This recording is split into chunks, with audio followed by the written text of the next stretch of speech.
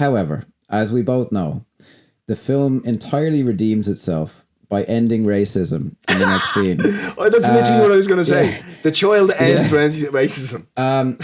Doesn't like a cop take him or something? And he Keith goes, David's character. Is it Keith David? Jesus. And he goes, and he's like, I'm going to find your ma. What's she look like? And he looks around and the ash has turned us all into one colour. And the kid in a beautiful, I mean, some lines will just live in eternity, says, everybody looks the same.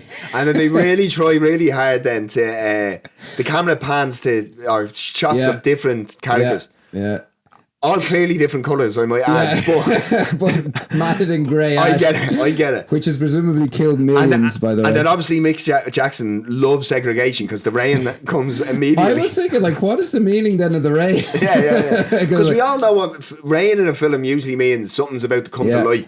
Do you know what I mean? I swear on my life, because I reread this in some kind of stuff I tried to research. I must have seen it in some behind the scenes thing, and it was either the writer or Mick Jackson said something like, "Oh, you know, there's the tale of the city divided, and then the dragon comes, and the dragon makes everyone united, and we're kind of like fucking wanky fucking bullshit." If this is what it would take to end racism, devil's advocate. Is disliking someone. Look, fuck off with this bullshit. It is horrendous. The word cringe does not even begin to encapsulate it. It is absolutely god awful. That kid should have been, frankly, physically harmed before he was let in front of a camera. It is fucking god awful, and the only thing I can say in defense of the film is it's not actually the last scene. They go out in some bullshit of Don Cheadle is the man now, and Tommy Lee Jones is actually going to take his vacation. The dog we mentioned at the start of this podcast somehow appears. That's right. In Don Cheadle's car at no stage. So they're in the house and home. You see Tommy Lee Jones and his daughter Liv. The dog has no way of getting to the office where Don Cheadle is. And someone obviously thought people will remember the dog. Come on, like, would you really? I mean, like, I love dogs. I have a dog myself. But it's just ridiculous to reintroduce him like that. Yo, Maxie. Yeah, Don Cheadle takes over. They do the joke where he's talking to the police chief again. They don't have a kiss between Anne Heche and Tommy Lee Jones. And frankly, I don't know if I would have believed it, her being in a high-profile lesbian relationship at the time. That's a callback to an earlier thing. I'm not a bigot. The final scene is they actually have the same song from Naked Gun, I Love L.A. And they just have the thing of like, there's now an active volcano in L.A. I won't say we glossed over it because the film does not do enough with it, but it's something I saw people mention in reviews is they don't really do a lot with the Los Angeles setting in terms of... it's quite condensed to one part of it. Yeah, they do that thing with the billboard, the Angeline billboard. That was a real famous billboard that some kind of eccentric had paid to have up in perpetuity.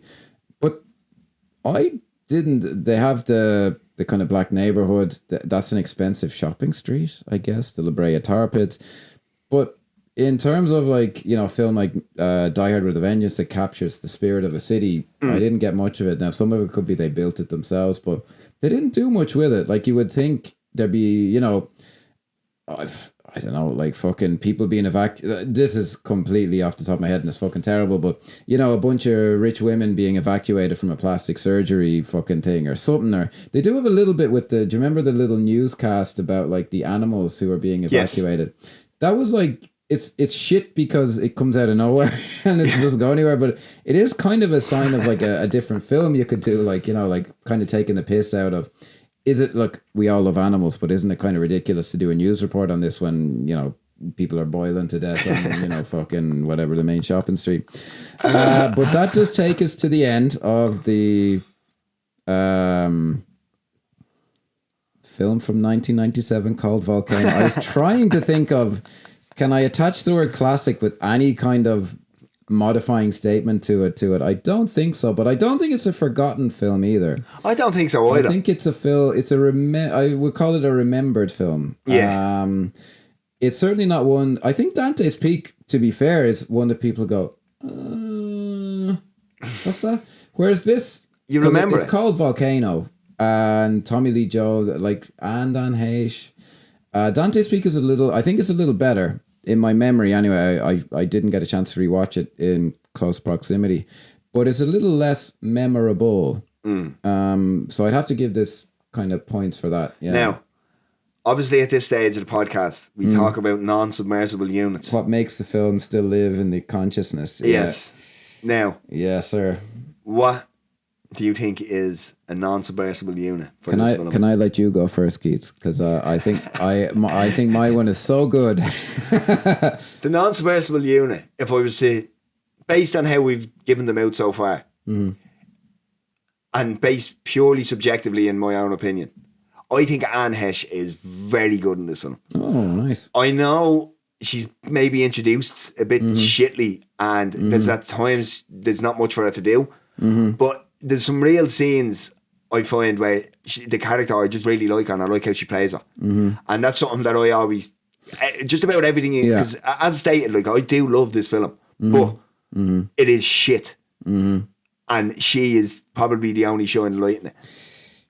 She's John Carter Lynch's character. I do like his character, how he dies. Oh my God, we didn't even talk about that. Oh my God. Yeah, very quickly, I guess. It is fucking ridiculous. Like, this is... we skipped it because it has nothing to do with Anton. No. The film is obviously trying to be an ensemble thing, and it just kind of fails at that. But he's in a train carriage rescuing the train driver who we've grown so attached to, and the lava's gone under the train carriage, somehow not boiled him to death, but we'll skip over that. Well, his shoes are melting to the... Yeah, that's true, yeah, and he's saying Hail Mary full of grace, which was a nice touch, although his lips clearly aren't moving in half of the shots, and they've that shitty fake slow motion thing. So what happens is, I'll try and describe this if anyone's forgotten it or whatever. The lava has made it to... Like, he'd have to jump over the lava to get out of the train tracks, and he's carrying the guy, and he obviously can't do it, and all of his friends are like, drop him, just save yourself. Some of them literally say, save yourself. But our boy decides to jump into the lava, melt down to about his knees, and then throw the train driver. Now, there's a very funny shot. Have the strength to throw. No, but because it's clearly a fucking ragdoll that he's shown. Yeah, it's not done well enough. That didn't bother me. And then it's yeah, I will give it credit for. And do you know what I like? Because he's alive right up into the chest. That's a nice detail. He just dies at a certain point. Like, that was obviously like the body switched off. I'm told on IMDb it's in the trivia that he gives a thumbs up, as in the Terminator 2 thing. And there is a shot where you can't really. It's a shot of like his arm with like flames in front of it that isn't in the film for no reason, because there's no information in it. Maybe if you freeze framed it, you might see the thumbs up, but you can't really see it. But it is a memorable moment, I'll give it that. It's the most useless fucking death ever. It is so fucking stupid. It's just melodramatic, and it's meant to make... But I remember watching that when I because I have fond memories of watching it, I'm thinking, oh my God, what a selfless act. Like, fair play what to the guy. What a well There's done something scene about it that kind of half works in a camp kind of funny way. He's a great actor, actually, that guy, so maybe he kind of carries it, but fuck me, what am I thank Christ we remembered to talk about that. Okay, for me, the non-submersible unit would be, it's the lava. When I think of the film, I think of the lava, and it hasn't really been in any other film like that. It is... They were talking a lot in the behind the scenes, like, oh, it's a great villain. I don't know that it is. It's a great visual, though. And they do it. It's the one effect that it consistently. It's like all the money went on the lava and not on anything else. And it is like, it could have been done a lot better, but the visual of it really sticks with me. And when I think of this film, that's the poster for it has the lava, and it's not even, there's no actors on it. And it did have a good tagline, this movie, the coast is toast, which I remember, which is a solid one. We should mention that this was part of a kind of a trend in the late 90s of incredibly similar films being released at around the same time. Yeah. So there was this and Dante's Peak, 2 Volcano movies. And then the other big one was Deep Impact and Armageddon, the asteroid hitting Earth movies. I think there were a few others, but they kind of escaped me. And this was second to the box office. Apparently they rushed Dante's Peak, but I don't think either one of them did that well, particularly. But obviously, I would have to say, in the long run, the marathon that is life, this one has won because I think it is just as simple as it has that quick, simple visual of the lava, whereas Dante's Peak is an explosion movie, basically. Now, if you were to give it a rating, I give it a 2, honestly. I have to be very careful. Are you about gonna? what I give This has happened before, folks. And like I said, something was pure shite, and then he loved it, and then I gave it a higher fucking rating. Than Right. he did. I have to. I'm gonna plead the fifth almost and give it 2 ratings. I think that's absolutely right. This film is 1 star. Mm-hmm. This film is also 5 stars. Mm-hmm. This is fan-fucking-tastic, and I recommend if you're someone who likes a certain amount of realism or a certain amount of, which you wouldn't be wrong for wanting. Let me point that out. But if you're able to switch your brain off like proper and just not really get bogged down in the finer details of things, you can get so much enjoyment out of this. So is it in a camp kind of a level? That you I wouldn't go appreciate, camp. say, or I wouldn't say camp, like but a ridiculous kind of a almost absurd. Because like I said at the very start, from when that dog goes over and licks the fucking scalding hot frying pan, I was able to just go.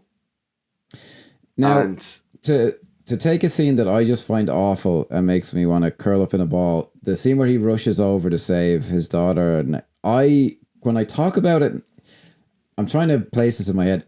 The way I talk about it now, where I'm kind of laughing about it and how ridiculous it is that your experience of watching it in the moment? When I originally watched it? Yeah. Or how you watch it now, say. When I watch it now, I get completely this is fucking ridiculous. Like, okay, but you enjoy that. I watch that, and I don't actually enjoy watching it. I just find it bad. But when I talk about it, or I remember it, like, oh, how shit the effect is, and how annoying the kid is. But in the moment of watching it, I don't. I'm just like, I wish I were watching something. I know else. what you mean. See, this would probably be one of the outliers in terms, because I don't think a film can be so bad it's good in general. But this, for some reason, in the lexicon of my mind, is so bad it is good. Fair enough. On that bombshell. On that bombshell. It's an interesting one. Yeah, it's a film I'd remembered, and it was an interesting one to talk about. I was hoping. I was terrified that you actually genuinely loved it, and I'd be shitting on it. But oh, thank God we found our peace with that. Yeah, we'll get to an argument someday. I didn't want it to be. I didn't want to die on the hill of Volcano. But, you know what I mean? So that's not a contradiction. Thanks very much for listening again. And thanks, guys. Any feedback or anything you have, let's just assume at this stage, by the time this comes out, there's been loads of feedback. So thanks very much for that. Appreciate it. Yeah. What was your favorite Dante's Peak or Volcano? Have you seen the film? Was it one you grew up watching? Did anyone grow up rewatching Dante's Peak? That'd be interesting. Maybe they have a similar thing for it. And what film would you like us to cover next? Yeah. And thanks very much for watching, guys. And make sure you follow us all on Instagram, TikTok, Facebook, all that stuff. New episodes every single Tuesday. Yeah, like, subscribe, and please share with your friends if you think they'd enjoy it. Thank word of mouth means the world. Thanks very much. Bye-bye. Fantastic. You've made it to the end. If you've enjoyed that bite-sized clip, please be sure to watch the full video linked on screen. And also, don't forget to subscribe and hit the bell notification so you don't miss any future video. And get involved in the comments. Let us know what you think of the clip. Is it a good clip? Is it a bad clip? Do you hate mine or Seamus's accent? Let us know. Cheers. Thanks for watching.